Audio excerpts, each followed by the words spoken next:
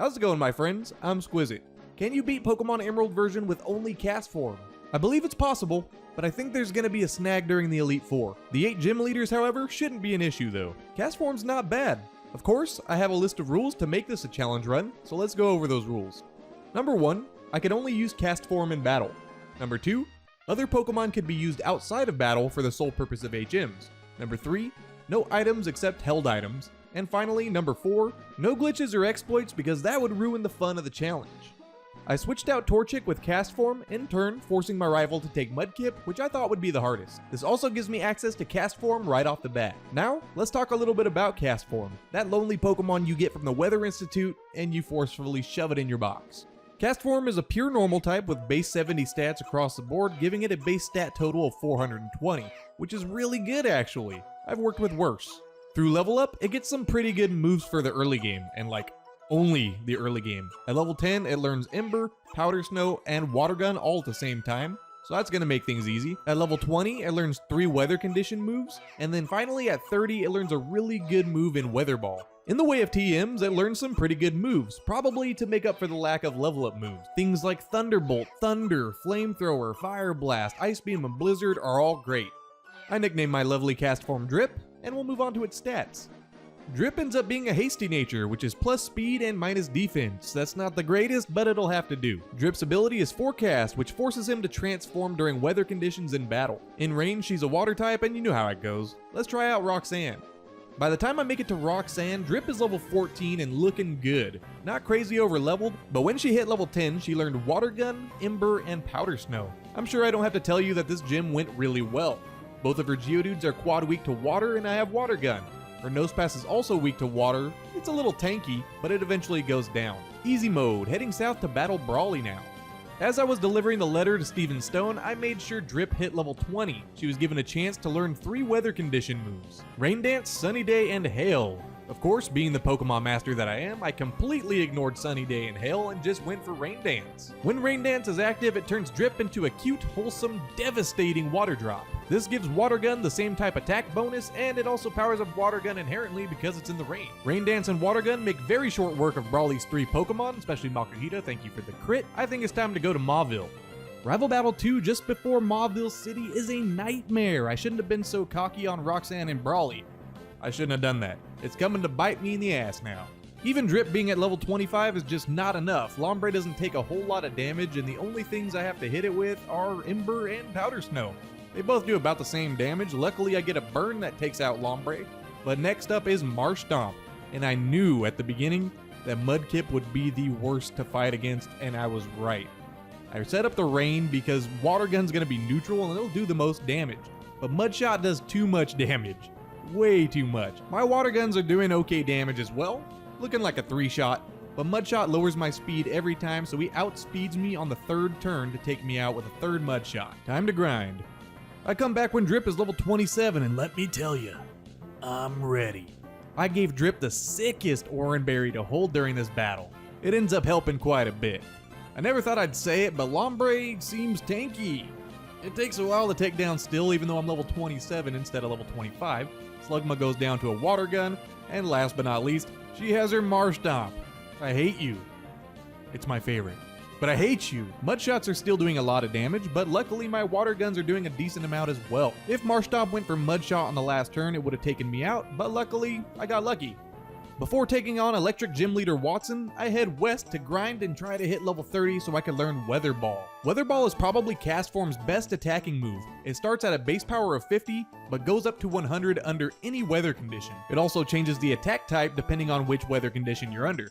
I chose Rain Dance, so it's going to be a water move. I think it's also good to point out that it starts as a normal type move, so that means it's a physical attack. Under Sandstorm, it's also physical, but under Rain, Sun, or Hail, it turns into a special attack. Trivial facts aside, I now have a 100 power water attack in the rain boosted by Stab. I'm coming for you, Watson.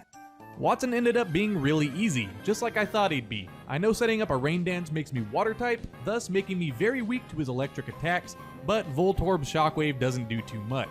In turn, Weather Ball's gonna do a lot and take out Voltorb in one shot. Next up is Electrike.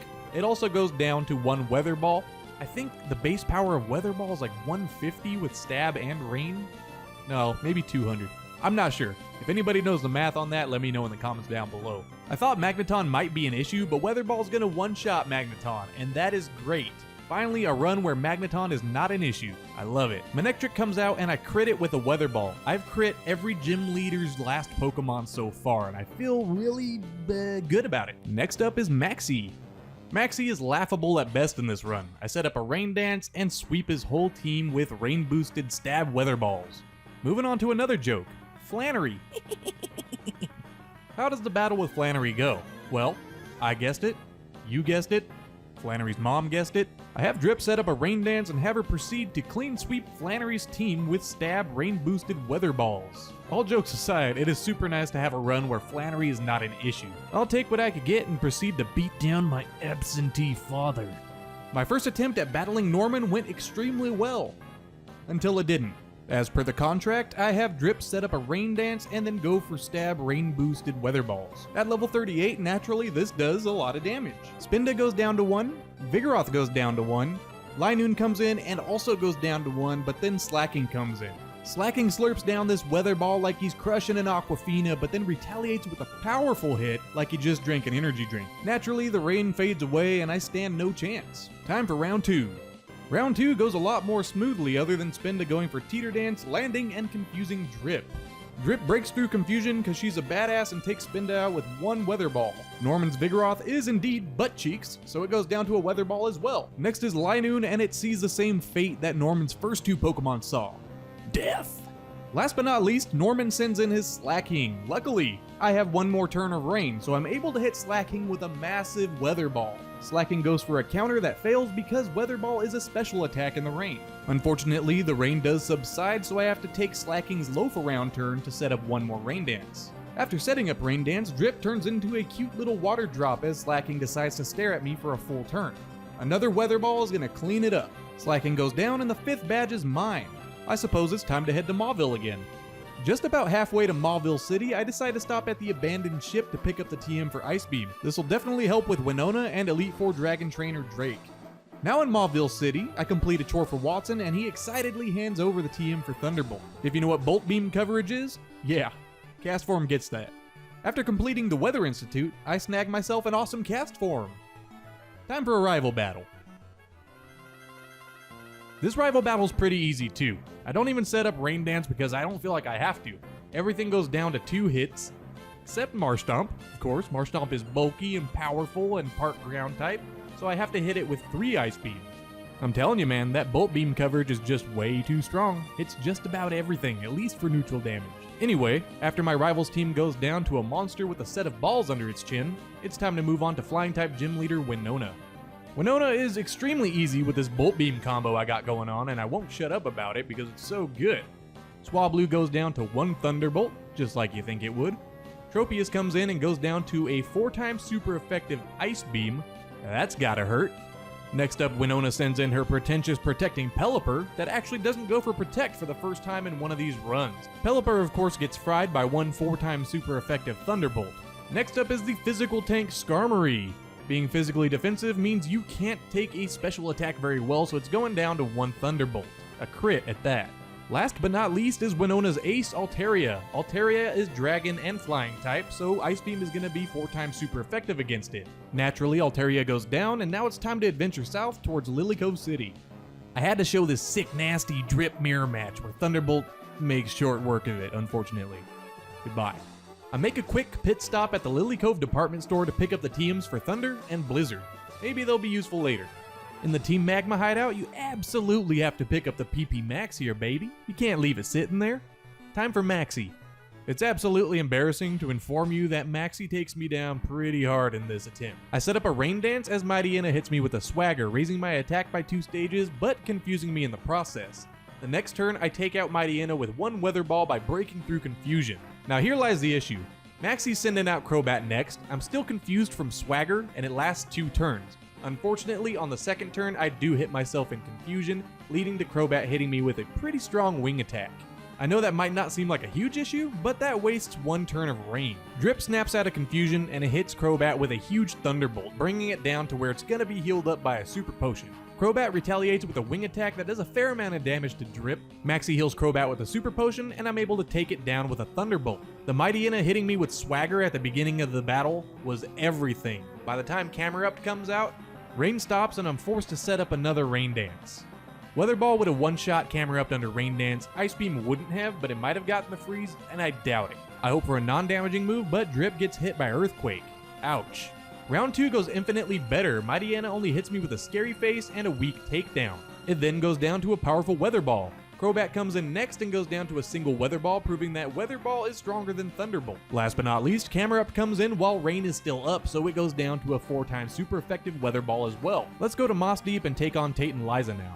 To initiate the battle with Tate and Liza, I have to bring a second Pokemon, so I bring in my obligatory Wingull named Fly. But that's okay, because Fly gets completely eviscerated by Xatu and a Psychic. Now it's down to a 1v4. Two of the problems in this battle are almost immediately apparent. First is a glaring issue, 2 versus 1. Not exactly ideal, but that's the games we play. The second issue is 2 of their Pokemon no Sunny Day, so it's a constant weather war, me setting up Rain Dance, and Xatu and Solrock trying to set up Sunny Day. I do want to point out that this is my 5th or 6th try.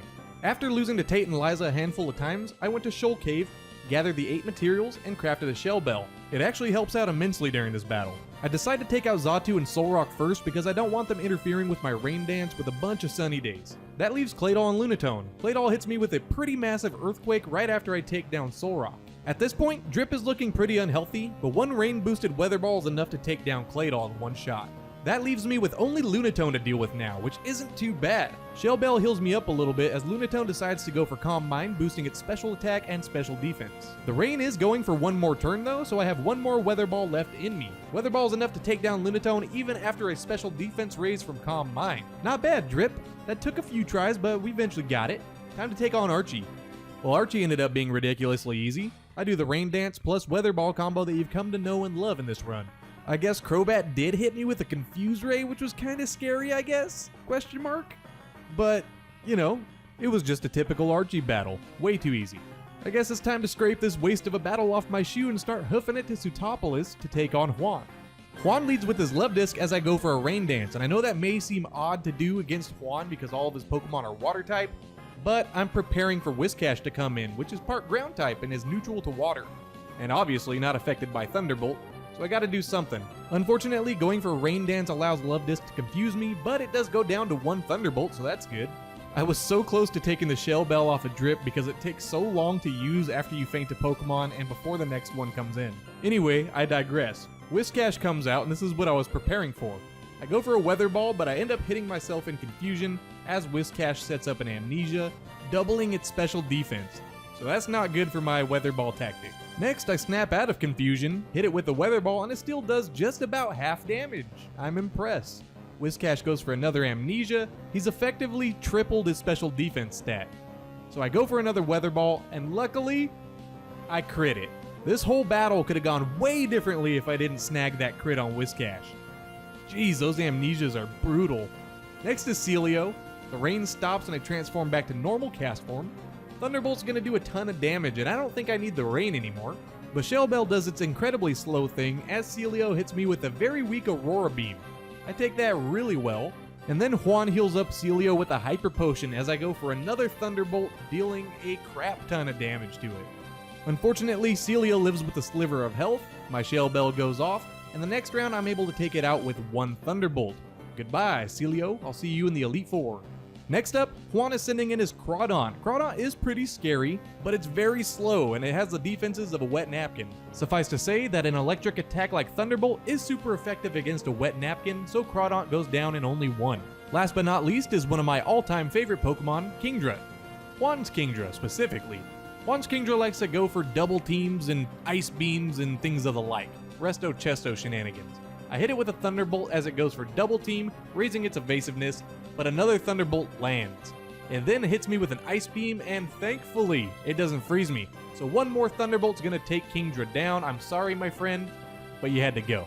This battle went really well, but it did leave me worried about Champion Wallace. That might be a problem. On my way through Victory Road, Wally stops me. To battle. Bless his heart. Naturally, Altaria goes down to 1 4-time super effective Ice Beam. I have Drip set up a Rain Dance. That way my Weather Balls are nice and powerful. Luckily, Delcatty did miss a Sing, so Delcatty goes down. Next up, Wally sends in his Magneton. It's still raining, so one Weather Ball is going to take down Magneton as well. Roselia is coming in next, but I don't think it could survive an Ice Beam coming from Drip. Let's see what happens. Yep, there he goes. Last but not least is Wally's Gardevoir. Actually pretty tanky when it comes to special defense, so it takes a Weather Ball and doesn't go down. It sets up a Future Sight as the Rain Stop, so I'm going to try to hit it with a normal Weather Ball, and this does absolutely pitiful damage, so I set up a Rain Dance as it hits me with a huge Psychic. Look at this damage. Ugh. Future Sight ends up smacking me on the same turn Psychic hit me, so it does a pretty decent amount of damage. Luckily, one Rain Boosted Weather Ball is enough to take down Gardevoir, and the victory is mine.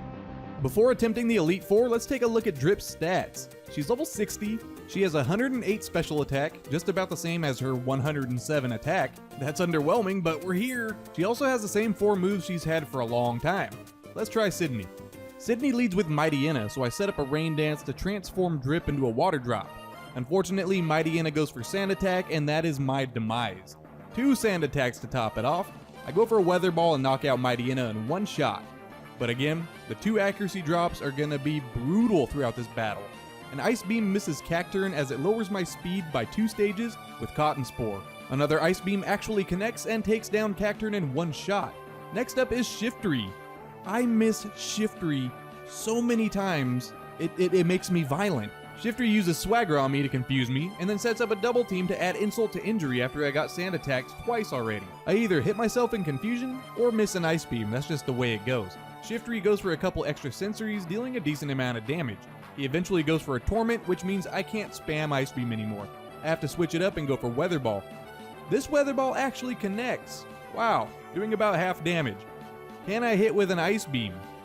Please, yes, alright. Shiftry goes down after a long war of attrition, but I got it. Next is Crawdaunt. Crawdaunt should go down to 1 Thunderbolt if it hits, and it does.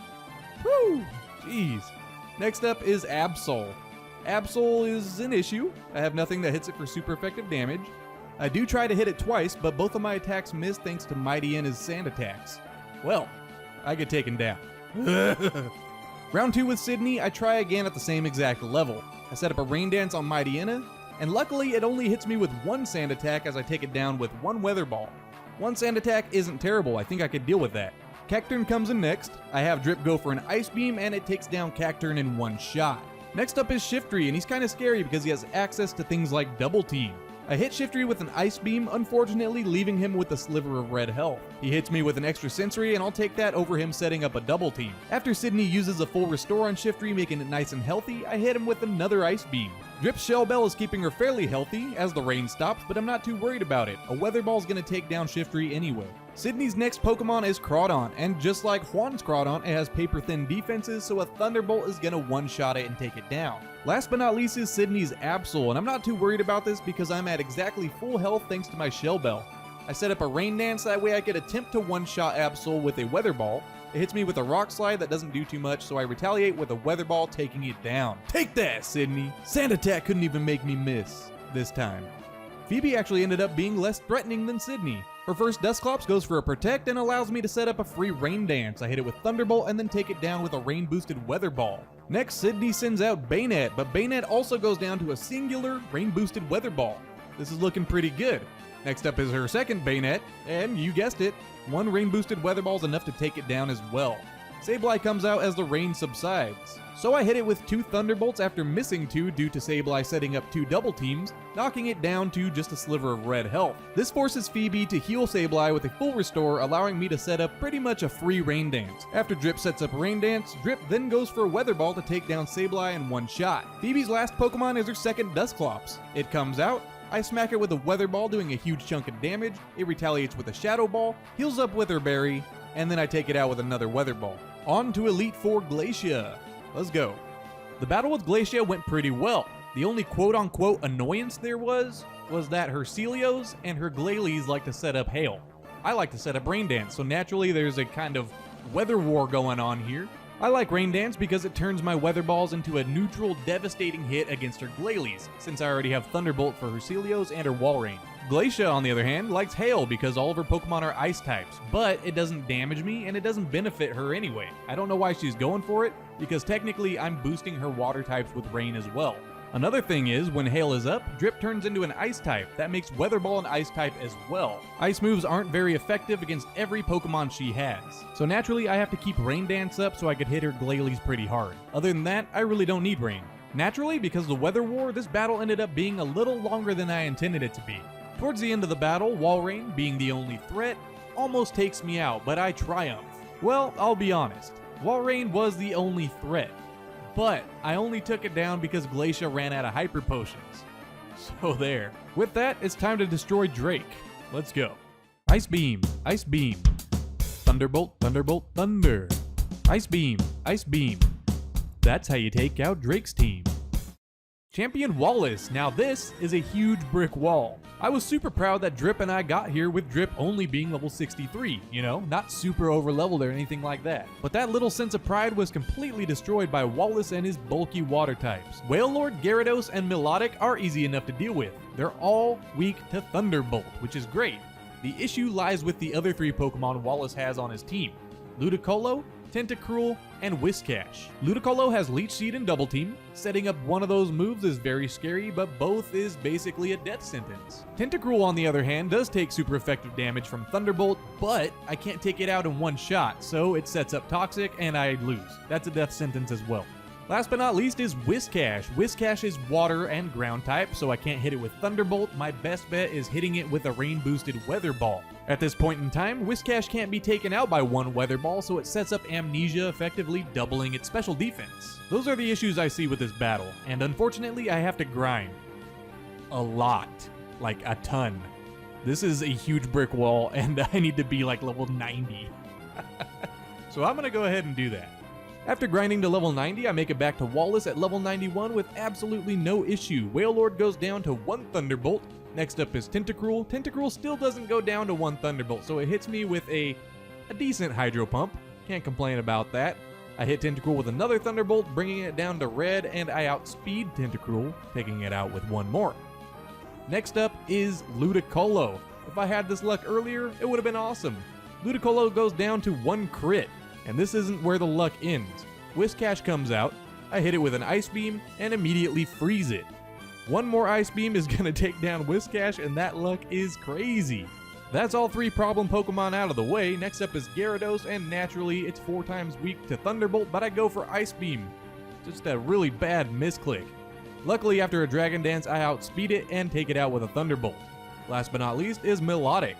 Thunderbolt's gonna do a hefty amount of damage, as it goes for a Toxic and misses. At this point, if I got hit with it, it wouldn't be an issue, as 1 more Thunderbolt takes it down. Let's go! A real quick attempt number 40 win. Jeez, rough. With the defeat of Champion Wallace, Drip makes her way into the Hall of Fame by herself. The attempt in which I beat Wallace was not attempt number 2. That was probably roughly in the 30s or 40s. I tried my best for a very long time not to grind and overlevel, but my attempts against Wallace were still not looking great. The AI wouldn't let up and I would constantly get hit with Leech Seeds and Toxics, and I can't do anything about that. But anyway, this ended up being a really fun, successful run. It was even fun to put together in editing. Surprise, there's a post-game battle with Steven Stone right after you beat the Elite Four. Steven leads with his trusty Skarmory as I have Drip go for a Thunderbolt, bringing Skarmory down to low orange health. Skarmory sets up a Spikes, but I'm not switching out anytime soon, so that's okay with me. Steven heals up Skarmory with a full restore, making it nice and healthy as I hit it with another Thunderbolt, knocking it down to low red health this time. 1 more Thunderbolt was gonna take down Skarmory, and I'm lucky I didn't have to deal with Toxic here. Very lucky that he went for Spikes instead. Next up is Armaldo. Armaldo doesn't seem too threatening, so I set up a Rain Dance with Drip to have my Weather Ball turn into a Water type attack. As I set up the Rain Dance, Armaldo hits me with a pretty powerful Ancient Power. Lucky enough for me, Armaldo didn't get the Omni Boost to its stats, so I take it down with a super effective Rain Boosted Stab Weather Ball. Take that. Next, Steven sends in his Aggron, and Aggron is part Rock type, so Weather Ball is gonna take it down in 1 shot as well. I feel like there's been too much Weather Ball going on in this run, and it might be annoying by now, but it's Castform's best move. Drip's best move. Cradily comes in next, and I don't go for a Weather Ball this time, I go for an Ice Beam, because it's super effective. I think Cradily would have lived an Ice Beam, but I got a critical hit to take it down in 1 shot. That's very nice, because Cradily is naturally pretty bulky. Next up is Claydol, and wouldn't you know it, I go for a Weather Ball in the rain to take it down in one shot. Back to Weather Ball shenanigan. After the Claydol goes down, last but not least, Steven has his very scary Metagross. And the rain stops. Not good. With that being the case, I have to go for another Rain Dance with Drip to set up for Weather Balls. It's going to be the strongest attack I have to hit Metagross with. Meteor Mash becomes not very effective, but it still does a lot of damage. Luckily, he doesn't get the attack boost. A Weather Ball is going to do a ton of damage to Metagross, bringing it down to just about a quarter of health. This Earthquake hurts a lot more than expected, taking me down to 4 HP. It pops its Citrus Berry, healing up to just about half, as another Weather Ball takes it down. That was too close, Steven. Jeez. That was the run. I love doing these challenge runs. Took out Wallace and then took down Steven to top it off. Of course, I am open to suggestions. If you have any Pokemon you want to see in a challenge run, leave a comment down below.